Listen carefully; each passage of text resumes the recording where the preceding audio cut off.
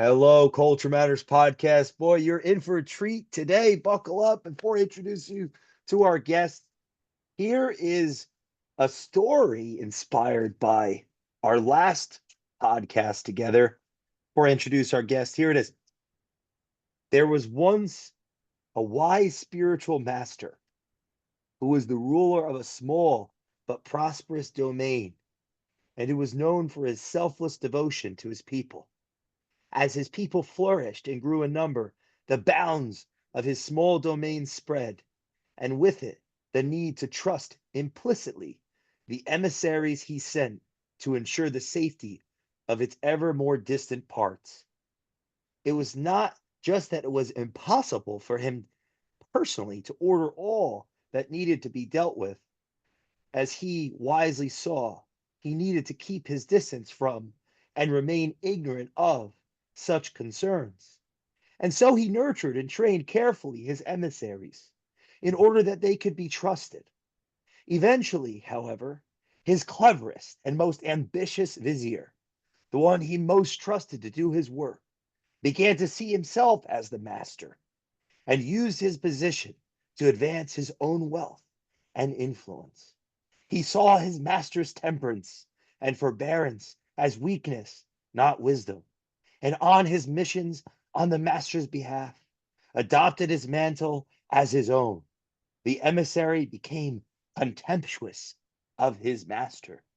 And so it came about that the master was usurped, the people were duped, the domain became a tyranny, and eventually it all collapsed in ruins.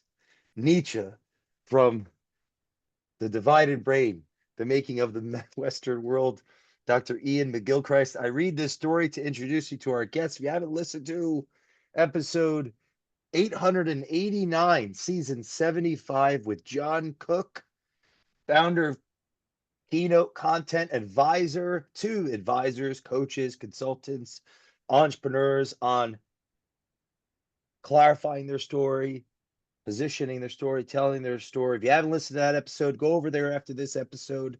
Jon is an expert at storytelling, has a passion for it, and so inspired me. That inspired me to read this. And hey, thanks for coming back on the guys. That's the longest intro ever, but You're thanks for coming back good. on the Culture Matters podcast, my friend. Absolutely. Great to reconnect with your brother. Jason, thank you for this opportunity. Culture matters. And congrats again on your recent conversation you got to have interviewing Dr. Jordan Peterson. That's phenomenal content. And just being in the conversation about what is it that we're actually aiming for, what matters even beyond, I mean, this incredible story. And it goes, why the master, why the emissary, why the viziers, and it's going, what is it that we're building towards at what cost? Those great questions, and looking forward to our conversation today.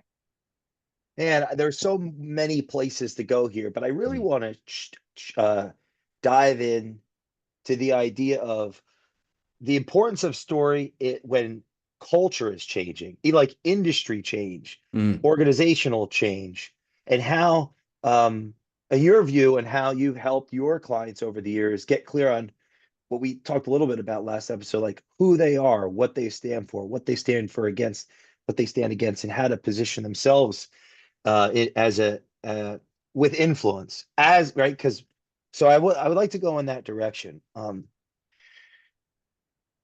So my question is, what about the listeners that are listening and thinking, I don't have anything to tell.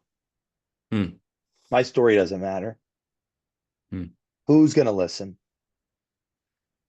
I because they might have become apathetic to Sure. their story or to their role in an organization or in an industry that's changing or shifting. So how can their getting clear on their story help them reposition themselves of strength? Like we were talking about the Peterson conversation, right? It was about that um, the apathy that could happen from organizational change. That's so Sure. much to chew on, but Sure. Sure. I would look at when somebody says, I've been an expert in my space 10, 15, 20 years, 30 years, whatever, even a couple years, people come to me and say, I'm burned out. And we start talking about what they do. And then I do my usual review through their content and kind of seeing how they've presented themselves in the past on different LinkedIn, YouTube, podcast episodes, whatnot. And they say, I come back to say, you say you're burned out, but I don't know if you were ever on fire. And that might not be your fault. That might be that someone somewhere pressured you into a expertise, a niche, an industry that was never going to ignite your passion. And it would be foolish at best to think that what you were giving your life to was actually meant to fuel somebody else's passion. And you vicariously were trying to light somebody else's fire. And that's a dark, cold way to go through life. What is it if you're saying at this point, I don't feel this joy, I don't feel this vivacity of life that I want to lean into? I would say, can you roll back time to a conversation, a moment where you said, I felt the most joyful when I was what? When I was doing what? When I was with this group of people, when I was focused on these opportunities, what was it that last just made you come alive with this zest for life that you simply are craving right now? And if you can go back to that, it likely means that you took a left turn off the pathway of purpose, pursuing something that was never in alignment with your heart. How does that happen? We get apathetic, as you were just saying. We get distracted. We get, I would say, we get, in some cases, even sinful if you believe in the right and wrong. We get complacent beyond in just this side of apathy. Apathy is going, I feel like there's an awareness of apathy. Oh, I just don't care anymore. But complacency is, I don't care enough about what matters. And when those are definitely adjacent in that regard, but especially when you compare that, or you really pair that with so many technology shifts happening right now. Of course, AI disruption, but you have geopolitical, you have socioeconomic, you have all these different aspects. People saying, I don't feel like myself because the world that I grew up in or the world that I knew most recently doesn't feel the same. And I don't know who I am, where I am, or what even really matters anymore.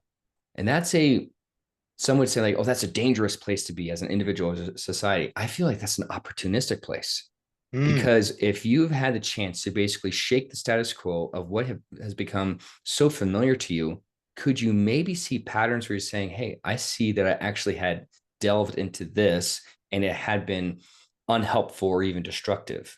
And if I can spot that pattern of complacency, apathy, lack of passion, then I can probably find out, say, cool, I want to reject that part of what I had accepted. And then it leads me to say, what would I like to put in its place? Because if you don't take out something that wasn't building your passion and replace it with actually builds your passion, you will revert. Your default is you're going to sink back to those same habits and apathy and complacency as before.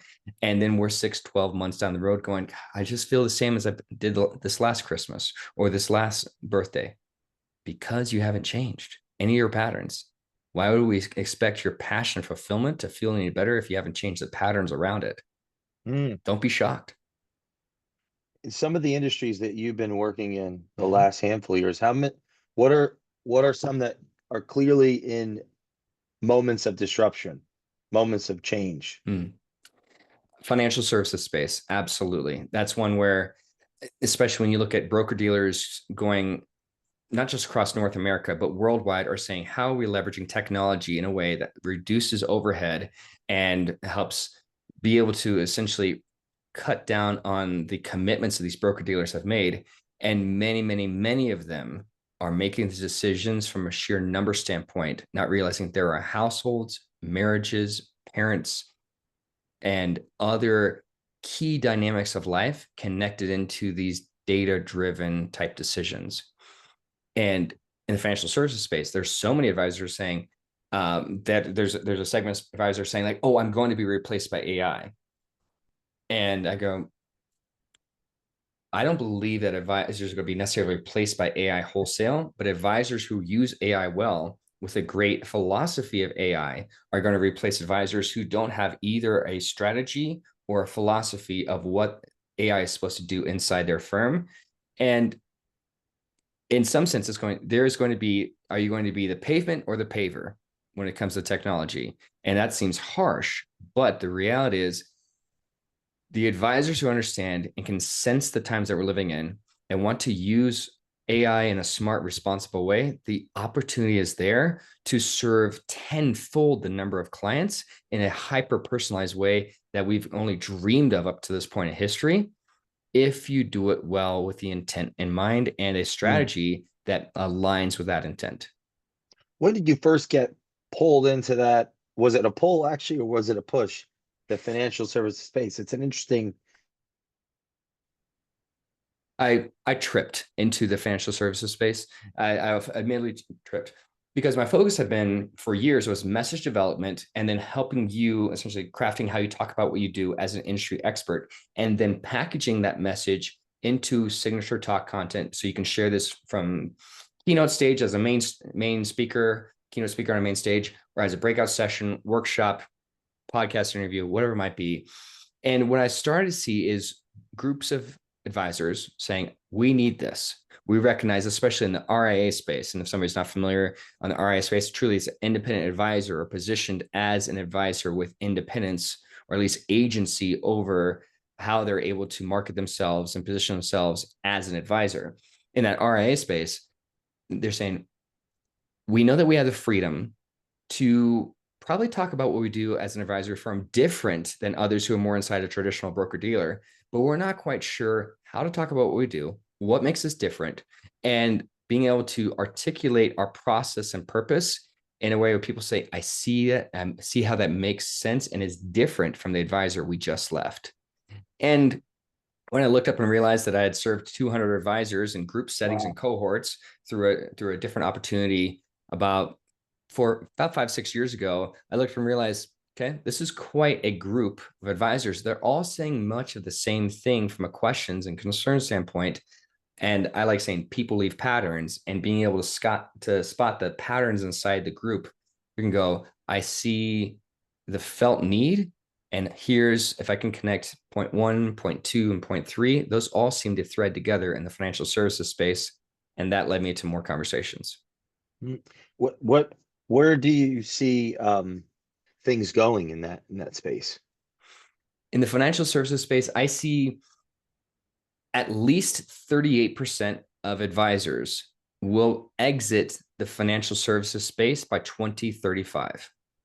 Some Whoa. estimates have it more than 50% by 2035. So we're in 2025 right now. In the next 10 years, 50% of advisors are expected to be out of this advisor services space for a couple of key reasons. First one, there's the aging out of aging advisory group, boomers, being able to age out, retirement, sell their books, being able to do whatever they want on the retirement side of things. There's one aspect. Then there's the technology shift happening so much that many advisors who've been in this space who are not necessarily ready for retirement, but they're simply not wanting to deal with technology changes, they will look to exit as well. Hopefully at a great profit, selling their book of business, whatever it might be. But I think there's also a third one that I don't see enough people talking about in the financial services space. And it's the decentralization of currency, the trend that's happening there beyond Bitcoin.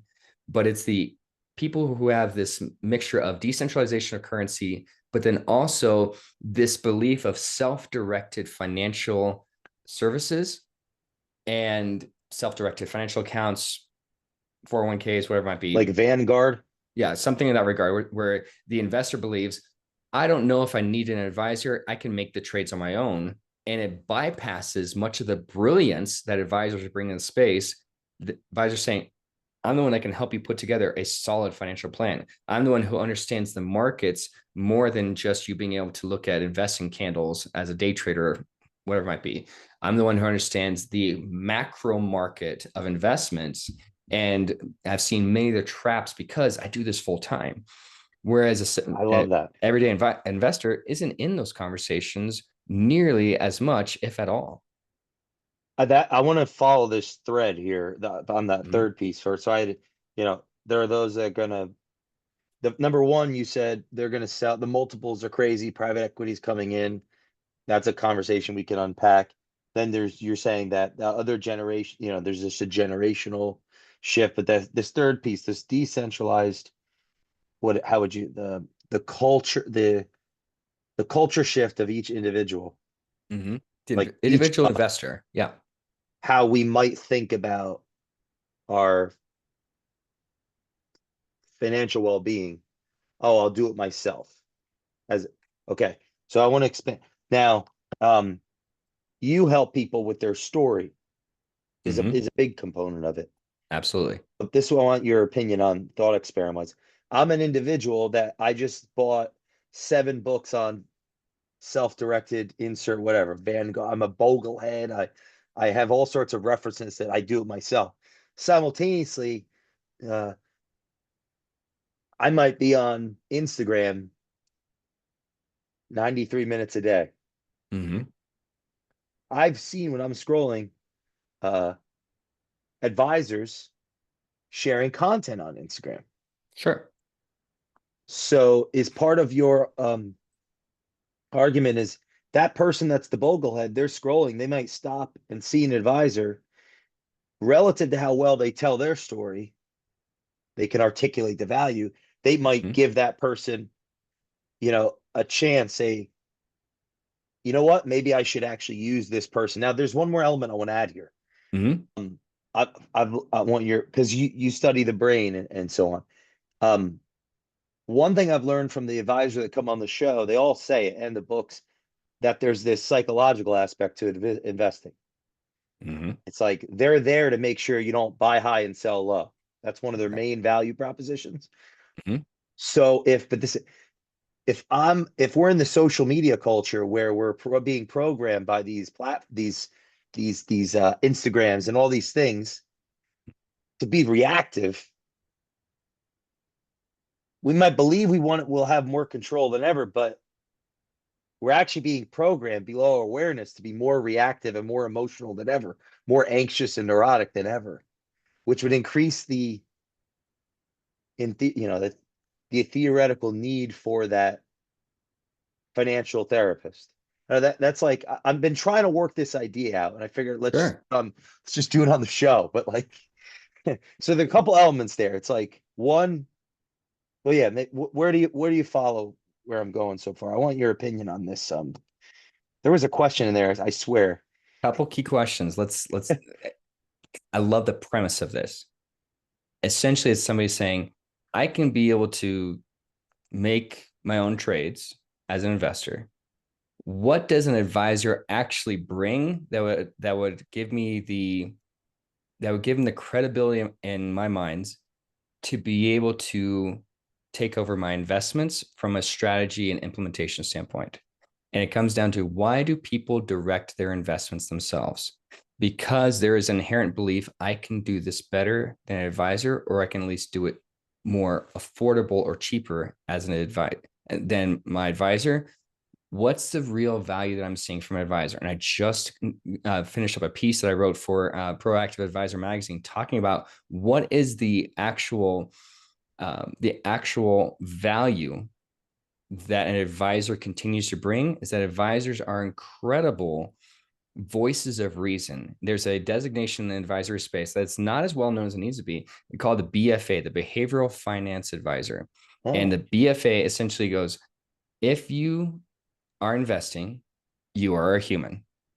That seems very straightforward. There's nothing groundbreaking about this. But when we understand that any stock exchange is not a collection of zeros and ones from a digit standpoint, but it's a collection of emotionally charged human beings motivated by intrinsic dopaminergic cravings, whether it's fear or lust, greed, envy, whatever it might be.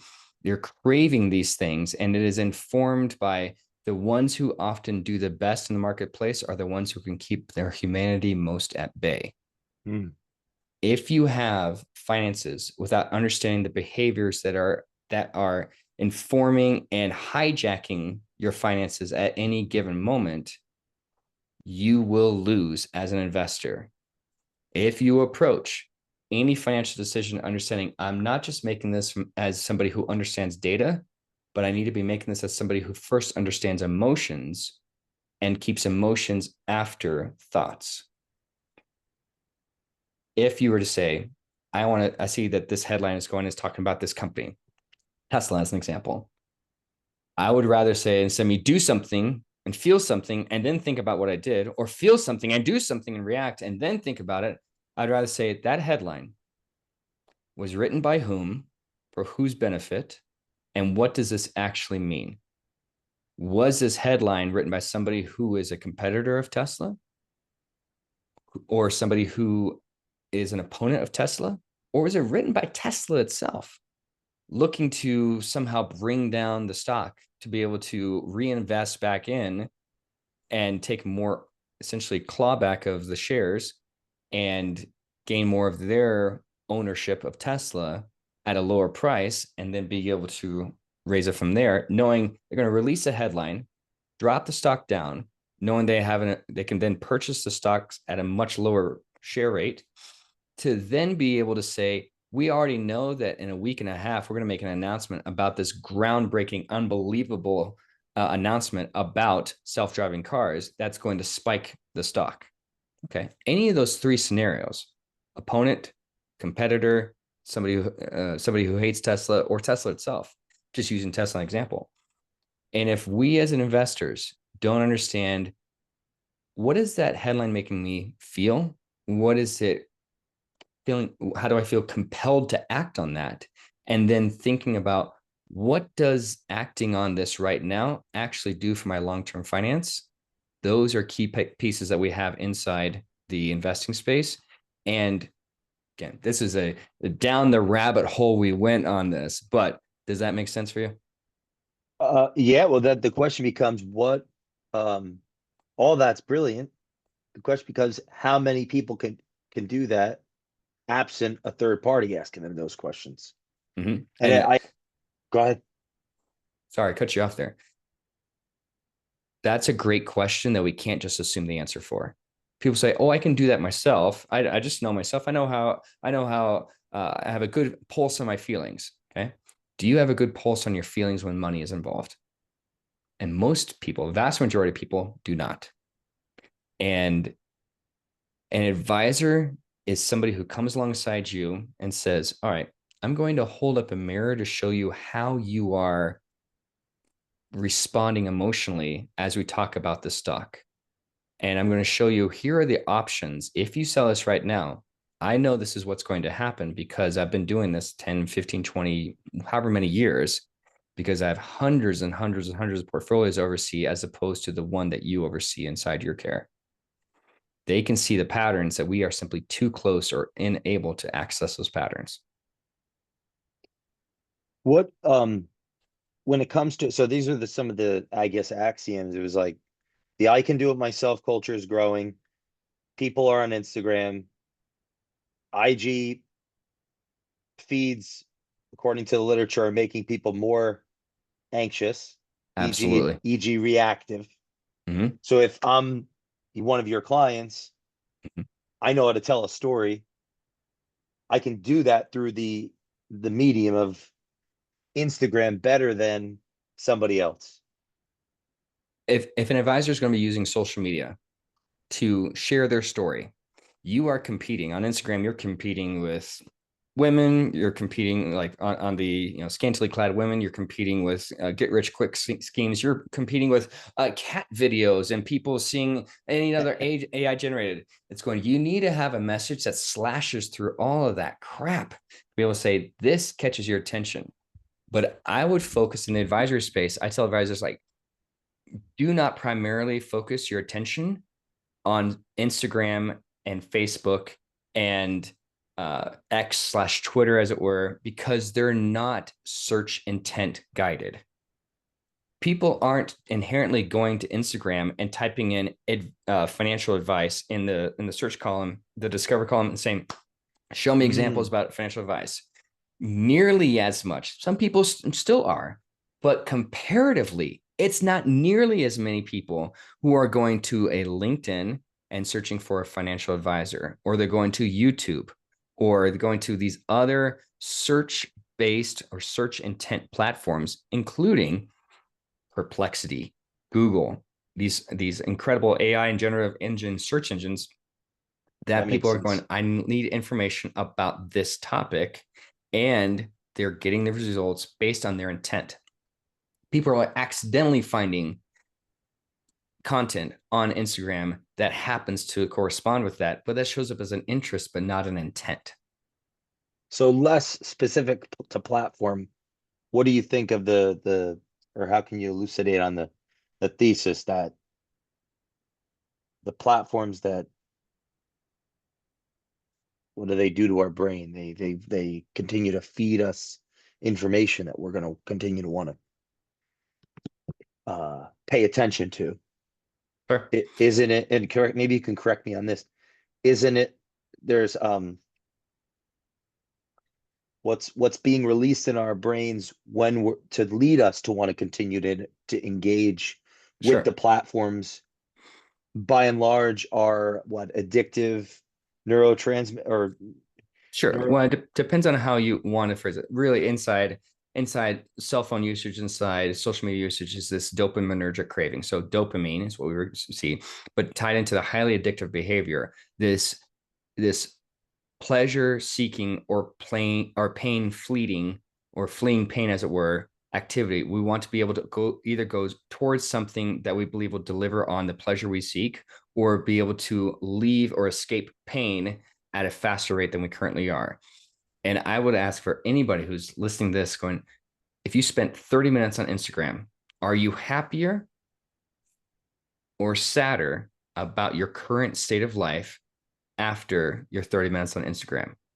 And I guarantee if people were truly honest, they would say, I am not happier, because inside that heavily veneered, heavily filtered feed of Instagram, just picking on Instagram here, really many others, but we're just picking on Instagram.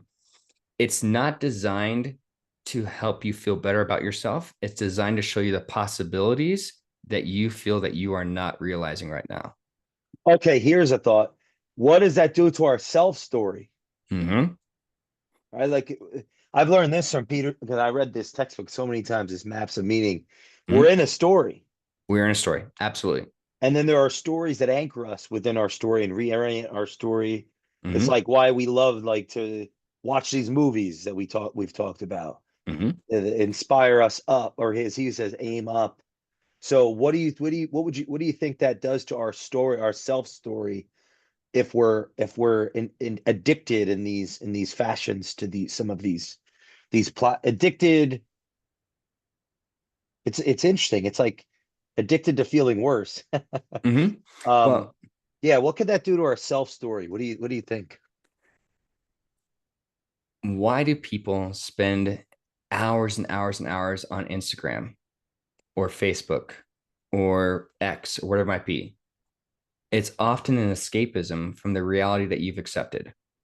And if we were to look at the story connected to that, it's my life isn't where I want it to be right now, and I wish it was different. So within my control is not, I'm going to choose to believe that changing my life is not within my control, and yet scrolling Instagram will give me the impression of control. I love that. Yeah. Mhm. So connected into that is going back to earlier in our conversation, people saying, I feel apathetic. I don't love where I'm at right now. I've burned out, or I don't feel this passion, this drive for where it was. Then what is within your power to change how you believe about yourself and change the story that you're creating every day? Because every single one of us has the power to pick up the pen and create possibilities compared to what we are accepting right now. You have the power to be able to say, I don't love this relationship, or how I'm showing up as a parent, or as a best friend, or as an entrepreneur, or as a child, or whatever it might be. I don't love this aspect of my life. Great. So you don't love how you look in the mirror. You don't love how you talk about what you do. You don't love how you feel every day getting up and rolling out of bed, grudging after hitting snooze 7, 8, 10 times. Then do something about it. And scrolling on Instagram is not it. I'm not saying you can't find a solution on Instagram. It's not saying you can't find a solution on Google or whatever it might be, but at the bottom of whatever it is you're seeking, what is within your control? What would you say the relation between speaking, so our listeners Mm-hmm. speaking, like Mm-hmm. getting on a stage, the relationship between speaking and developing confidence, or Every single yeah, person who like a steps up. therapeutic, Yeah. like a therap, the therapeutic. Is there a therapeutic nature to speaking? As a speaker, I highly recommend for anybody who, whether you're a brand new speaker, or you've been doing this for a while, or you're seasoned and you're saying, I'm just looking for maybe a fresh spark or something to be able to kind of change and shift, just to give me like the next punch into this next season of speaking. We have to remember, as a speaker, you are your first audience. You will always be audience member one. And if you're not buying what you're selling as a speaker, then you've got to go back to the drawing board, because your chance to step on stage, your chance to get in front of an Mhm. audience is a fresh opportunity to say, I believe within every part of my marrow and guts that this is a message that I know can help change somebody's life for good. And it probably started because I follow these same truths to change my life for good. Gotta lead with that. You have to. And when you have that buy-in, that helps you show up. And I'm a term I've been using a lot lately is going, give yourself the gift of conviction, Mm. especially in a highly generative world. AI generative. There are I saw Oh yeah. over 90% of all content being published on the internet right now is AI generated. Over 90% by estimations. Seriously? Over 10,000 pieces of AI generated content are published to the internet every single hour. Yeah, I wanted to go into it because I was looking at your LinkedIn and you got you. It's clear that in the recent time you did a lot of investment into learning and certifying yourself in AI. I want to go into that and ask you a couple, because one of the things that has been helpful and exciting for me with I'm sorry, I laugh before You're good. artificial intelligence is I've attempted to match it with real intelligence. Where like so if when I'm doing research, whether it's preparing for a podcast or it's developing an analysis for a client, like it speeds things up. So if I Mm-hmm. take 30 pages of notes in a meeting, like I've actually taken them because I'm listening and thinking Mm-hmm. and I put it in the I put it inside of the so I want you, yeah, what, how do I say this? I'm not just copy and paste it. I'm asking the questions I would that I would ask myself. Mm-hmm. So I'm relating to that's been helpful from a speed standpoint and a like a Absolutely. research standpoint. But before we go into, I'm going to ask you about what I could be doing better or missing, or whatever, or what you've learned from all that. I want your opinion on this 90% of content being released by AI. My thought is that couldn't that have an inverting or a negative, a self-deprecating or an unwitting disengagement or diminishing return to the people that are putting, to those that are using that in that way? Like, not only would it be maybe less likely to be read, maybe it is, maybe it isn't, but what could the diminishing returns be of of those that are putting all their content? Or they, I don't know, maybe I'm just overthinking it, but are they not, like, if 90% of the content is done by AI, what does that really mean? How much intellectual property or how much thoughtfulness, that would be the better, how much thoughtfulness was actually put into it? If the thoughtfulness is going down, okay, so if you could elaborate on this, yeah, Mm-hmm. help me. Yeah. Zero. Likely zero thoughtfulness was actually put into the development of what I'm calling fast soulless content, because I use AI inside my business every single day. I love the capabilities that we have, but I never want to do it at the cost of human connection. And when we rely on prompt, copy, paste content that came out of some garden variety LLM, a chat GPT, Claude, whatnot. It's impressive the speed of it. But what it does is it's strip mining your perspective, your values, your personality. It's taking out all of the things that make it truly humane. And it's simply a glorified autocomplete. What does that mean for us? It means that in this rapid, obscenely fast world of highly generative content, where people can say, I created a whole book in 2 hours using ChatGPT. Fantastic for me, because I am leaning into this idea of going, every piece of content that I make originates from me, because I use AI for ideation and iteration, but never inspiration. Oh, I And like that. We got to expand on that. when I go to create content, I want to bring in an inspiration of what I have seen in the world around me through conversations with other humans, with recognizing at roundtable discussions, one-off conversations, playing fly on the wall at large conferences, 3,000, 4,000, 10,000 persons conferences. I'm saying, what am I seeing? What am I observing? What are the ideas that are coming from that? I bring those ideas in into my custom AI assistant that's trained just on my tone, style, voice, values, perspective, process. And I'm saying, help me put together a draft on these topics with these likely outlines or key points. And then it'll draft it up and it'll be incredibly fast. And I'm not starting from scratch, but I don't stop there. There's this concept about keeping the human in the loop. And when you're creating content on for the AI side of things, use a custom AI assistant to draft up content, but then you edit it to make sure it's fully aligned with your audience's expectations and the way in which you want to show up inside your space. That's the iterative side, and that's the idea side. And if we were to bring this into where do I actually see AI going on the content side of things, there's such this avalanche of drivel that's AI generated that's getting published right now that I look at this pendulum swing that I think is going to hit very hard of people saying, I'm actually going to be so turned off by generative content that has no soul, no personality, no real conviction.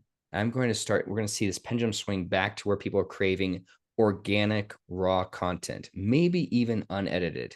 It's the walking down the street. You've got your phone. Hey, going for a walk, evening walk. This is my dog, Chester. Hey, say hi, Chester, whatnot.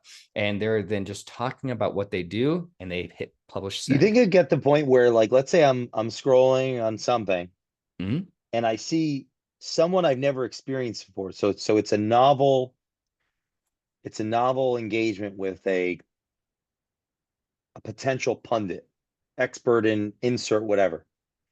Immediately in my intuition, I sense the banality of the AI generated quote air quotes content. Mm-hmm. Is there potential that at some point in the future, I immediately move forward? I don't take that person seriously ever again because the what you're like the paradigm shifts to the point where we're all kind of fed up with the false, the inauthentic. So I guess my thought experiment in that is like, could there be, so the speed has an inverted, I never get a chance if I'm the creator, air quotes, because I didn't create anything. I'm just almost Sure. like there's an auto-generated projection of my value. Yep. The consumers are smarter. We're all smarter than we might have been given credit or think of Mm-hmm. ourselves. You know that creator's never going to build a relationship with the potential follower because they immediately will sense this isn't real and they'll scroll fat forward. So like I guess my question, like, could there be a point where it's like that's clearly not that's clearly not a person. I'm not interested in that person. I mean, I guess the argument to that would be that it gets so good that, but at this juncture, it's not that. It's not that. So I'm curious of your thoughts on. on that. What you're getting at is key questions that I believe people have been asking for at least the last year and a half, definitely since mid 2023, maybe even, well, late 2023, if not mid 2023, are asking, does this person even exist? If this person exists, I'm not sure this is the actual person that I believe them to be on the screen. If that's true, whether or not I believe that's true, do I even buy what this person / avatar is saying? Or am I willing to accept this facade? Am I willing to accept this as a mode of communication now that is on equal standing as somebody holding up a phone and recording themselves, human to human? Some people, I believe, will say, I'm okay with this matrix and I accept that. Some will say, I'm not okay, but this is the way things are now. Some will say, I'm not okay with that. We don't have to accept this. And I believe in a better way. Let's go back to what we had. And the appetite for organic content, because you and I have both seen airbrushed AI content. I call it airbrush content, where it is AI generative. It's called, nobody's skin looks that perfect. Nobody's teeth, like nobody's built like that. Nobody has that pace and speed of being able to communicate and wrapping our minds around it, going like, wait a second, you're saying this was a 4-hour lecture that he didn't stop once to take a sip of water, pause, no bathroom breaks, no nothing, whatnot, didn't skip a beat, didn't stop, didn't pause. That's highly unusual, if not unrealistic. And us being able to say, this content we have, people are not accepting the sniff test, and they're going, no, we know this is AI generated content, and we wholly reject it. Over 50% of US adults can detect AI generated content with extreme accuracy. Over 44% of boomers, over 42% of boomers have no interest in seeing any AI generated content inside an advertising space. Over 45% of Gen Zers feel the same way. So Gen Zers actually reject AI generated advertising more than boomers do. What does that tell us about the future of content? More authenticity. I would agree with that, but I would say it tells us even more that I feel like AI, many aspects of AI, feels like Jurassic Park. And Dr. Ian Malcolm, even a classic Jurassic Park, he goes, your scientists are so concerned about whether or not they didn't stop to think about whether they should. Interesting.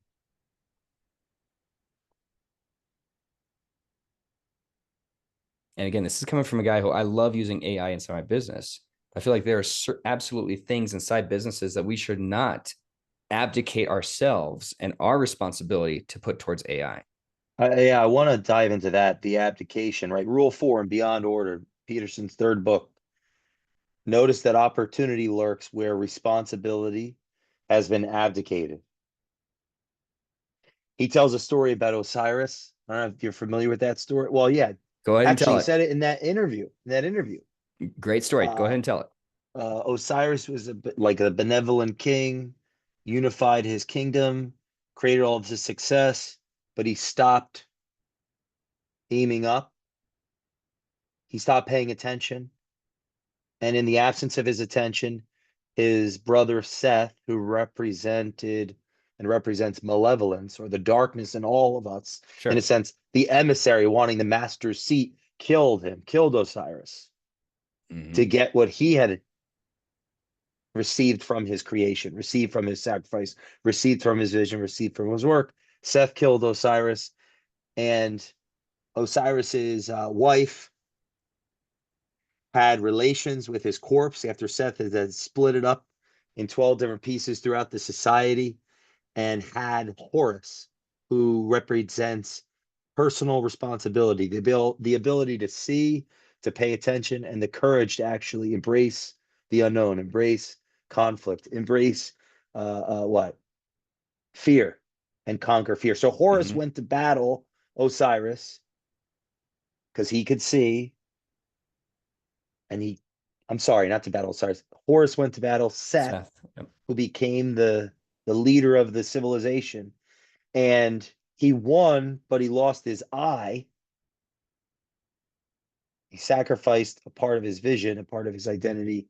He beat Seth and went to the underworld to save to save his father.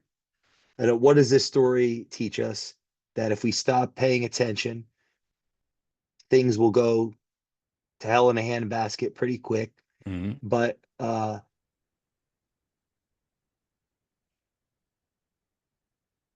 culture has a way of rising back up through the spirit of the individual. We each Yeah. have the ability to see and can courageously endeavor into the unknown, and if we're willing to make the sacrifices accordingly to fight Mhm. evil, good can triumph eventually. There's probably a lot of lessons there, but that's somewhat of what I've gathered from the. You were going to say something? I love that story. And it's one where if somebody's not familiar with that story, like there are some just odd pieces that are tied into there. But bringing that into, there are people who are following us on a regular basis, people, subscribers, followers, fans, family members. If you have kids, your kids are following you, your spouse likely is following you, and your example. And we go, if we stop looking up, if we stop taking the time to say, where am I heading towards? What's the purpose? What matters? Then the people behind us lose a bit of the vision of what's possible because we abdicated our responsibility. For advisors say, I want to be able to use these technologies, and and and I see what's possible, but I really like where I'm at. I'm doing well enough in my book, whatnot. Taking your foot off the gas pedal and growing and advancing as an advisor means that you will be quickly outpaced by advisors who recognize the times and can be able to leverage the best technologies, not just for their own gain, but primarily saying, am I a better fiduciary because I'm leveraging the best technologies? And the advisors who aren't will lose opportunities because they abdicated the moment. But then the people who follow those advisors who abdicate the moment, their investor book, their non-licensed staff, their team members, their family, whatnot, they lose a bit of the vision of what's possible in the future because the advisor took their eye off of the opportunities and said, I'm good. We're good enough. That's where I see the real crux of that story, Osiris, especially in the financial services space. Why there so much? That's where I've been spending a lot more of my time, where I see the greatest opportunity is people are saying, I see things are changing. I'm not quite sure how I feel about the changes on the technology side of things as an advisor. Where do I go from here? And what will be actually best for my book and personally for myself, for my legacy, and for my business? And you can fold that story out over the health and wellness space. You can fold it out over media and communications, over the tech side of things. Look, where's the opportunity, and don't take your eye off of the upward. I love where you're going with that because it was think about Seth in that scenario. Hmm. One thing I think is missed in that, or isn't elucidated at least, that you know isn't yeah, it's kind of just okay. Seth represents evil. However, what about the banality of evil? Hannah Arendt's thesis from Eichmann and Jerusalem. It's like she has this book. She was a German philosopher, actually Martin Heidegger's girlfriend at one point, who's like There's a reference. such There a you go. heavy, such a heavy. I love that. I love that. I love Heidegger. It's just I'd love to study him someday more, but yeah, Heidegger. So, but like Hannah Arendt said, the averageness of evil, the banality of evil. Hmm. She was said the scariest thing about the trials after the Holocaust was the averageness of these Hmm. generals, Hmm. how normal they actually were. Mhm. And so on that stream of thought, the Seth there, right? Who noticed that Osiris stopped paying attention. Seth, how can Seth aim up if Seth isn't the number one? Followers model the values of the leader, the person in a position of authority, of influence and power. They model those values Mm. because they see them and they observe them. Like like the first time we talked, you talked about how your dad would tell those stories.